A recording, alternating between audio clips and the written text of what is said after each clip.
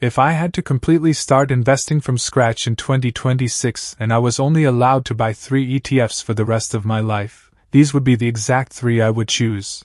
And I'll explain why in the simplest way possible without hype, without predictions, and without unnecessary complexity. Most people lose money in the market not because investing is hard, but because they keep changing strategies, chasing trends, and reacting emotionally to short-term movements. So the goal here is not to beat the market this year or next year, but to own the market in a smart, diversified, and sustainable way over the long term.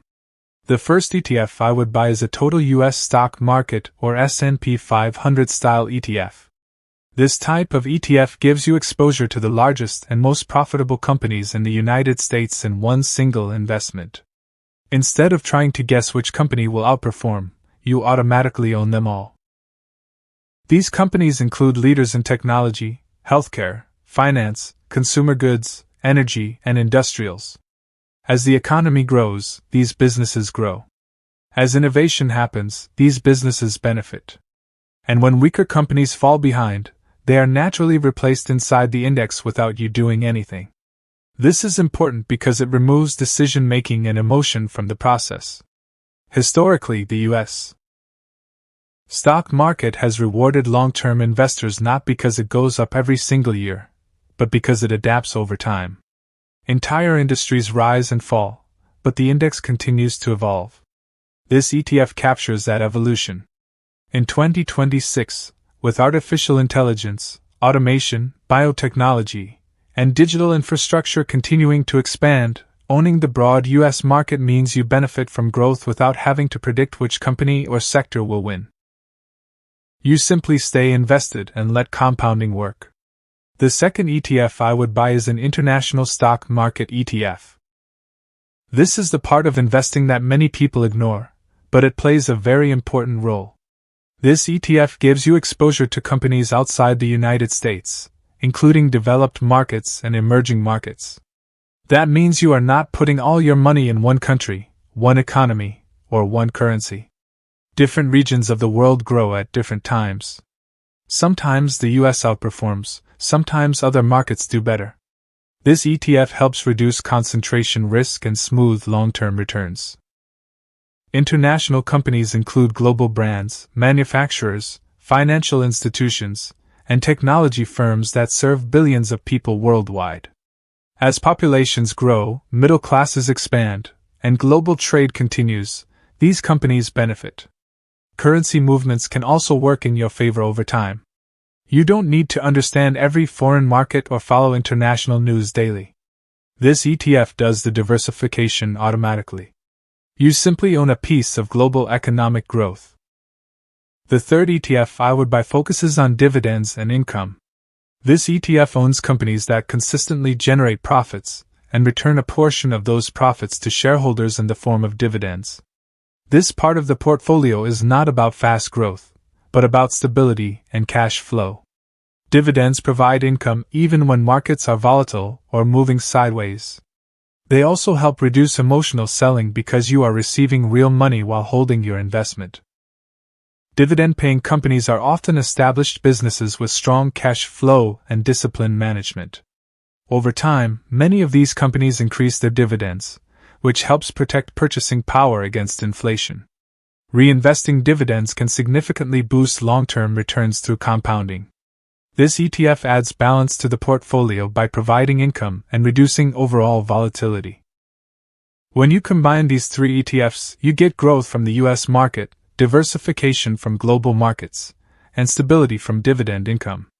This creates a simple but powerful portfolio that can handle different market conditions.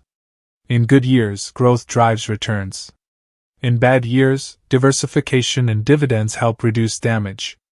Over long periods, consistency matters more than timing. The strategy with these ETFs is not to trade them frequently. It is to add money regularly and stay invested. Whether the market is up or down, you continue buying. This removes the stress of trying to time the perfect entry. Over time, dollar cost averaging smooths out price fluctuations. The real advantage comes from patience and discipline.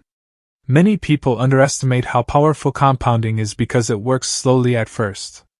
But after several years, the growth becomes noticeable. After decades, it becomes life-changing. The key is staying invested and avoiding emotional decisions. These 3 ETFs make that easier because they are simple, diversified, and easy to understand. If I were starting in 2026, I would not worry about short-term predictions, interest rate guesses, or market crashes. I would focus on owning productive assets, reinvesting dividends, and giving my investments time to grow. This approach is not exciting, but it works. And in investing, boring is often better than exciting. That is why, if I had to start over in 2026 and could only choose 3 ETFs, this would be my entire strategy. Simple, diversified, and built for the long term. Another important reason these 3 ETFs work well together is because they cover almost every major source of long-term return without unnecessary overlap or complexity. You are not betting on one sector, one theme, or one economic outcome. Instead, you are positioning yourself to benefit from productivity, innovation, population growth, and business profitability wherever it happens.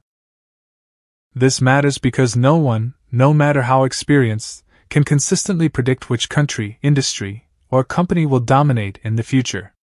The market already reflects collective expectations, and these ETFs allow you to participate without trying to outsmart millions of investors.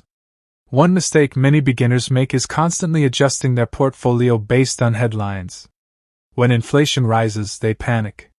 When interest rates change, they overreact. When markets fall, they freeze.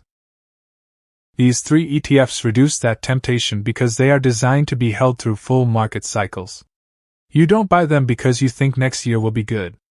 You buy them because you believe businesses will continue to create value over decades. That mindset shift is critical.